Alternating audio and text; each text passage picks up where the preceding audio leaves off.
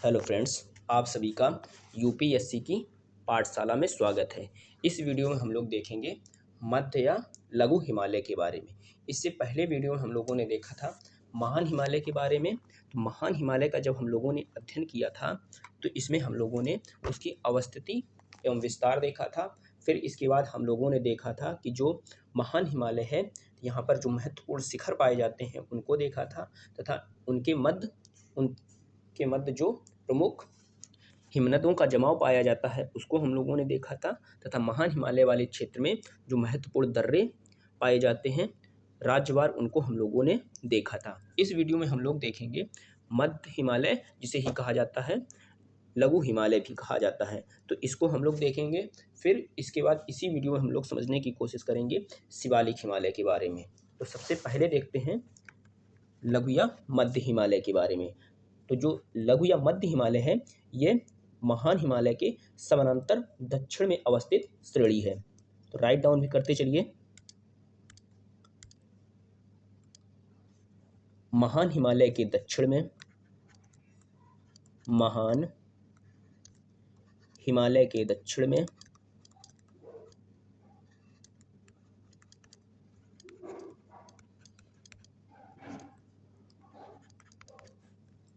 उसके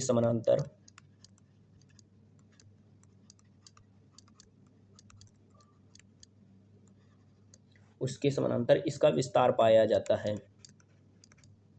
इसका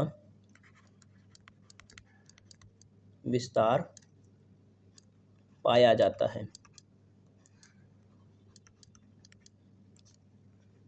जो मध्य या लघु हिमालय है इसकी चौड़ाई इसकी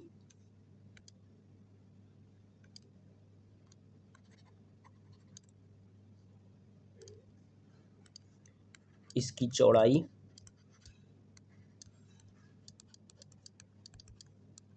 पाई जाती है लगभग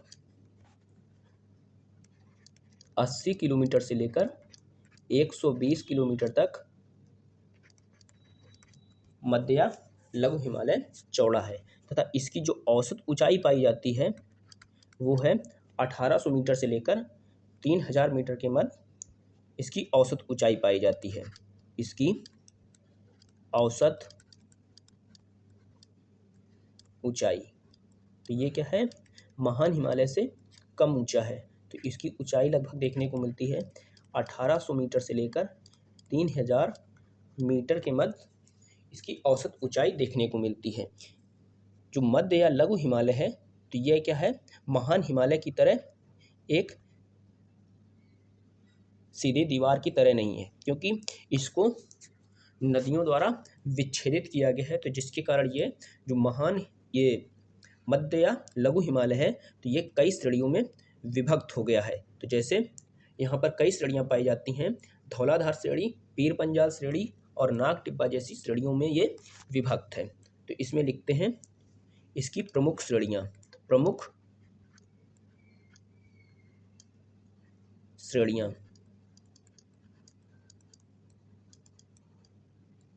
प्रमुख श्रेणियाँ, प्रमुख श्रेणियों में है धौलाधार,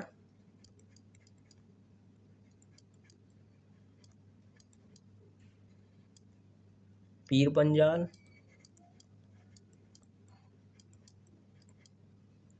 और नागटीबा। तो तीन महत्वपूर्ण श्रेणियों में मध्य हिमालय विभाजित है। इसी प्रकार से महान हिमालय जो है और लघु हिमालय जो है इसके मध्य में कई विस्तृत घाटियां पाई जाती हैं। तो इसको भी हम लोग डायग्राम के माध्यम से समझते हैं। तो सबसे पहले हम लोग डायग्राम बनाते हैं। तो ये है ऐसे उत्तर में अवस्थित महान हिमालय, उसके दक्षिण में अवस्थित है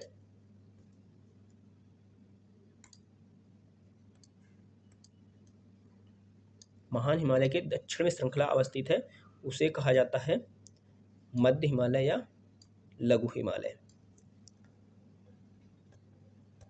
तो यहाँ पर इन दोनों श्रेणियों के मध्य में कई विस्तृत घाटियों का विस्तार पाया जाता है।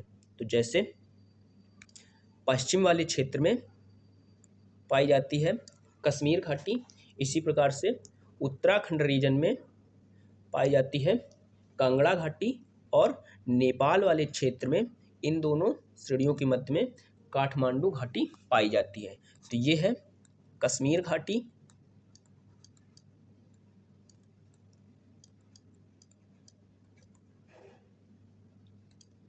ये है ये है कांगड़ा घाटी, कांगड़ा घाटी, और नेपाल वाले क्षेत्र में पाई जाती है ये है काठमांडू घाटी। तो ये तीन महत्वपूर्ण घाटियां महान हिमालय और मध्य हिमालय के मध्य में पाई जाती हैं। इसी प्रकार से जो लघु हिमालय है, इसके निचले क्षेत्रों में कई दर्शनीय पर्यटन स्थलों का विकास हुआ है। तो इसको भी हम लोग डायग्राम के माध्यम से समझते हैं। तो सबसे पहले हम लोग बनाते हैं इस तरह से, ये है मध्य या लघु हिमालय। तो ये हो गया एक डायग्राम फर्स्ट। एक डायग्राम और बनाते हैं, डायग्राम 2। तो ऐसे इसको समझते हैं, ये है ऐसे कुछ इस प्रकार से, ये हो गया मध्य या लघु हिमालय। तो इसका जो दक्षिणी सिरा है, दक्षिणी सिरे मध्य हिमालय के, तो यहाँ पर कई दर्शनीय पर्यटन स्थलों का विकास हुआ है। तो जैसे यहाँ पर पाए जाते हैं कौन कौन से दर्शनीय स्थल, पर्यटन स्थल या दर्शनीय स्थल, तो यहाँ पर प्रमुख दर्शनीय स्थल हैं शिमला,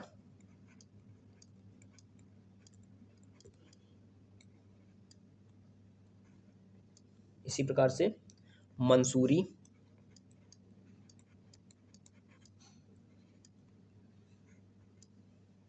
नैनीताल,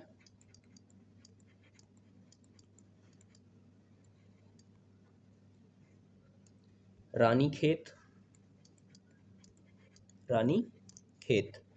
तो ये हो गए महत्वपूर्ण पर्यटन स्थल, तो जिनकी अवस्थिति जो है मध्य हिमालय के दक्षिणी किनारों पर इनकी अवस्थिति पाई जाती है। इसी प्रकार से ये जो मध्य हिमालय है या लघु हिमालय है, तो इसके दक्षिणी सिरों पर ही अल्पाइन चारागाह विकसित हुए हैं। तो इसको भी डायग्राम के माध्यम से समझते हैं। तो सबसे पहले फिर से डायग्राम बनाएंगे, ये हो गया, ये हो गया मध्य हिमालय। तो मध्य हिमालय के जो गिरिपदी वाले क्षेत्र हैं या घाटी के निकट वाले क्षेत्र हैं, तो इनके निचले ढलानों पर, तो यहाँ पर पाए जाते हैं अल्पाइन चारागाह। अल्पाइन चारागाह का यहाँ पर विकास हुआ है। तो ये क्या है, ये हैं, ये सब हैं क्या, अल्पाइन चारागाह। अल्पाइन चारागाह, अल्पाइन चारागाह जो हैं ये मध्य हिमालय के ढलान वाले क्षेत्रों में इनका विकास हुआ है। तो इन्हें कश्मीर वाले क्षेत्र में कहा जाता है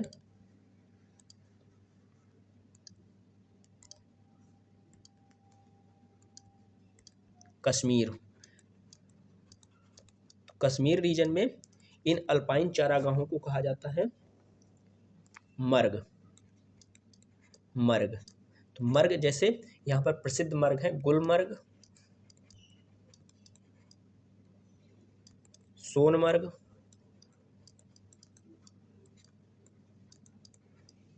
और तानमर्ग। तानमर्ग, तो अल्पाइन चारागाहों को कश्मीर में कहा जाता है मर्ग। इसी प्रकार से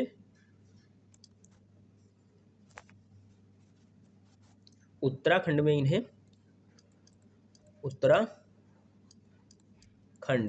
उत्तराखंड में इन्हें कहा जाता है बुग्याल। या पयार के नाम से इन्हें जाना जाता है अल्पाइन चारागाहों को। अब हम लोग देखते हैं कि जो मध्य हिमालय है शिवालिक हिमालय से किसके द्वारा अलग होता है, इसको भी हम लोग डायग्राम के माध्यम से समझते हैं। तो ये है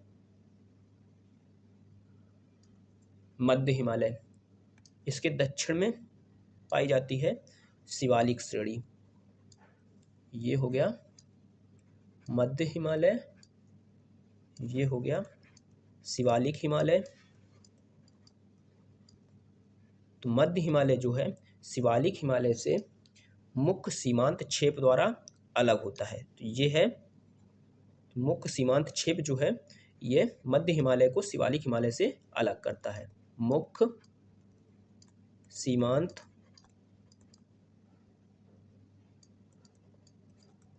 क्षेप।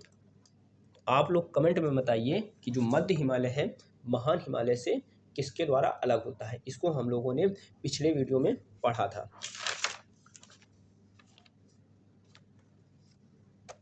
अब हम लोग देखते हैं शिवालिक हिमालय के बारे में। तो हेडिंग डालिए शिवालिक हिमालय। शिवालिक हिमालय।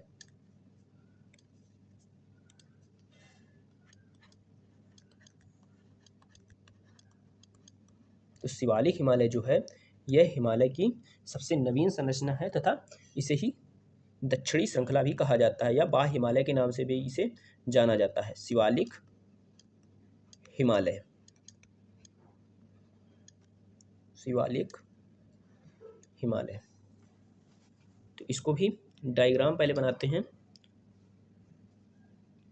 सबसे उत्तर में अवस्थित है महान हिमालय, फिर उसके दक्षिण में अवस्थित है मध्य या लघु हिमालय, फिर सबसे दक्षिण में जो श्रेणी अवस्थित है उसे कहा जाता है शिवालिक हिमालय। तो शिवालिक हिमालय जो है ये छोटी छोटी श्रेणियों के रूप में विभक्त है।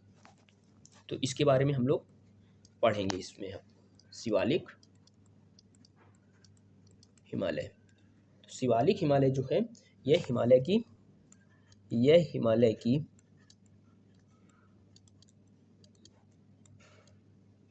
हिमालय की सबसे दक्षिणी श्रेणी है। दक्षिणी श्रेणी है। इसकी चौड़ाई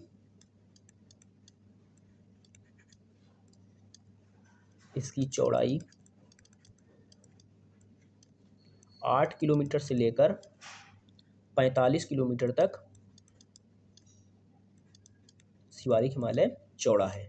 तो इसकी जो अधिक चौड़ाई देखने को मिलती है वो पश्चिमी क्षेत्र में देखने को मिलती है तथा पूर्वी क्षेत्र में शिवालिक हिमालय सकरा होता जाता है तथा इसकी जो औसत ऊंचाई है लगभग पाई जाती है 900 मीटर से लेकर 1300 मीटर के मध्य शिवालिक हिमालय की ऊंचाई पाई जाती है तथा इसकी औसत ऊंचाई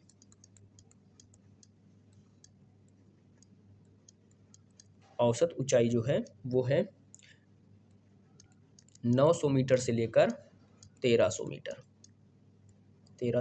मीटर। अब देखते हैं कि इसको किन क्षेत्रों में किस किस नामों से जाना जाता है। तो जो शिवालिक हिमालय है इसे जम्मू वाले क्षेत्रों में इन्हें कहा जाता है जम्मू की पहाड़ियाँ। तो जम्मू क्षेत्र में इन्हें कहा जाता है जम्मू पहाड़ियाँ। शिवालिक हिमालय को कहा जाता है जम्मू पहाड़ियाँ, जम्मू कश्मीर में या जम्मू क्षेत्र में। इसी प्रकार से इन्हें उत्तराखंड में कहा जाता है दुधवा श्रेणी। उत्तराखंड में कहा जाता है डुडवा श्रेणी।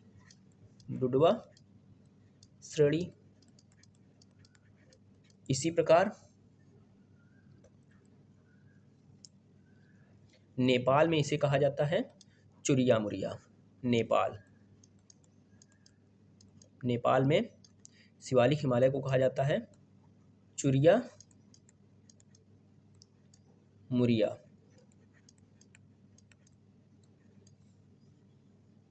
तथा अरुणाचल प्रदेश में यह कई पहाड़ियों में विभक्त है।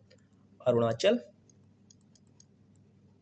प्रदेश, अरुणाचल प्रदेश, अरुणाचल जो प्रदेश है तो यहाँ पर इसे कई पहाड़ियों के रूप में जाना जाता है। तो वो पहाड़ियाँ, प्रमुख जो पहाड़ियाँ हैं वो हैं डाफला, मिरी, अबोर,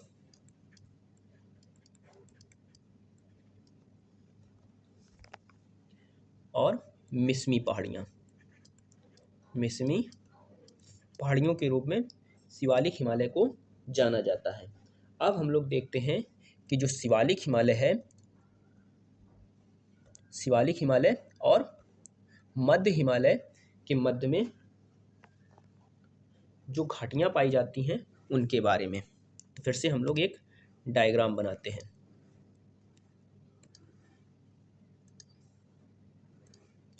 तो ये हो गया मध्य हिमालय। मध्य हिमालय के दक्षिण में हो गया ऐसे शिवालिक हिमालय। मध्य हिमालय के दक्षिण में हो गया शिवालिक हिमालय। तो ये है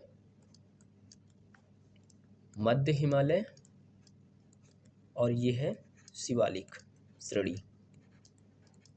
इसके मध्य में कई विस्तृत घाटियां पाई जाती हैं। तो जैसे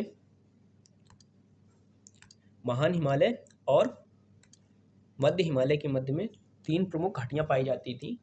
पश्चिम में पाई जाती है कश्मीर घाटी, फिर इसके बाद कांगड़ा घाटी और काठमांडू घाटी। इसी प्रकार से मध्य हिमालय और शिवालिक हिमालय वाले क्षेत्र में भी कई विस्तृत घाटियां पाई जाती हैं। तो जिन्हें पश्चिम में कहा जाता है दून तथा पूर्व में कहा जाता है द्वार।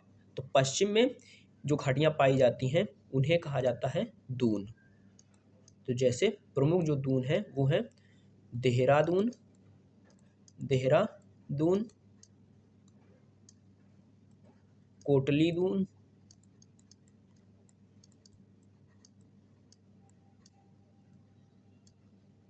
और पाटली दून। ये प्रमुख दून है। इसी प्रकार से मध्य हिमालय और शिवालिक हिमालय वाले क्षेत्र में जो पूर्व में घाटियां पाई जाती हैं उन्हें कहा जाता है द्वार। तो जैसे अलीपुर द्वार प्रमुख द्वार है, अलीपुर द्वार। तो ये हो गया शिवालिक हिमालय के बारे में। तो हम लोगों ने अब तक पढ़ लिया है ट्रांस हिमालय के बारे में। सबसे पहले पढ़ा, फिर इसके बाद हम लोगों ने देखा महान हिमालय, फिर देखा हम लोगों ने मध्य या लघु हिमालय, फिर इसके बाद हम लोगों ने देखा शिवालिक हिमालय। जब हिमालय कंप्लीट हो जाता है तब हम लोग इसमें अब देखते हैं कि जो महान हिमालय, लघु हिमालय और शिवालिक हिमालय जो हैं, तो ये एक पूरा, जब इसको एक संरचना मानते हैं, इसको फिर से एक डायग्राम बनाते हैं।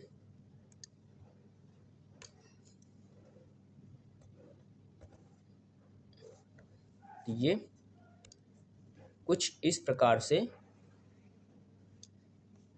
हिमालय प्रतीत होता है। तो इसमें 2 अक्ष संघी मोड़ पाए जाते हैं। 2 अक्ष संघी मोड़ पाए जाते हैं। जो पहला अक्ष संघी मोड़ है वो पश्चिम में अवस्थित है तथा जो दूसरा अक्ष संघी मोड़ है जो पूर्व में अवस्थित है। तो पहला जो अक्ष संघी मोड़ है तो ये अवस्थित है सिंधु नदी के गार्ज वाले क्षेत्र में, और दूसरा जो अक्ष संघी मोड़ अवस्थित है ये ब्रह्मपुत्र द्वारा निर्मित गार्ज के माध्यम से ये अक्ष संघी मोड़ पाया जाता है। तो इसको अब हम लोग राइट डाउन करते हैं इसके बारे में। तो इसमें हम लोग देखते हैं कि हिमालय में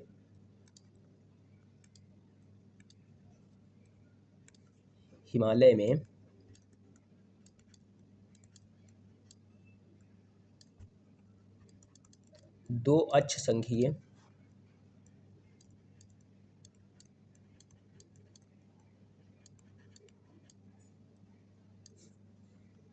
मोड़ पाए जाते हैं।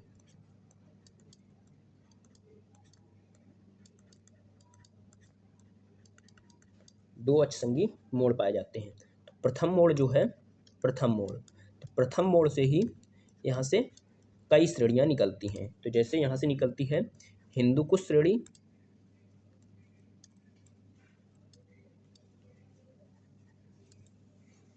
हिंदुकुश,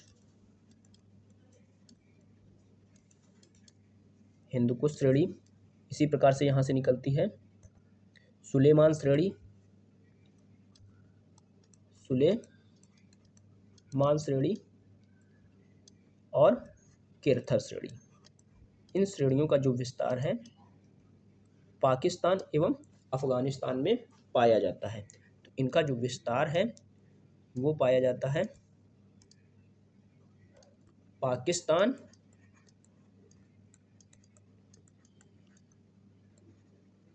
और अफगानिस्तान में।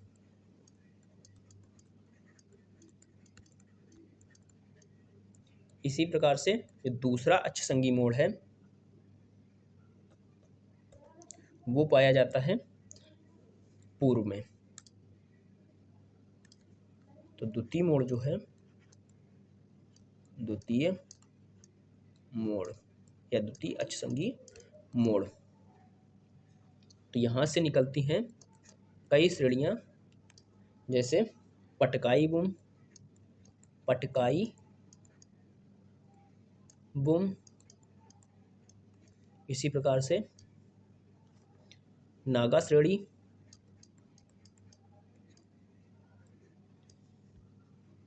मणिपुर श्रेणी,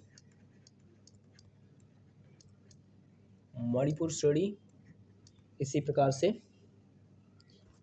Arakan Yoma, Arakan Yoma.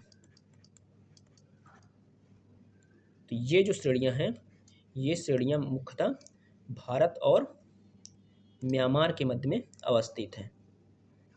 Myanmar, Bharat और म्यांमार के मध्य सीमा निर्धारित करते हैं।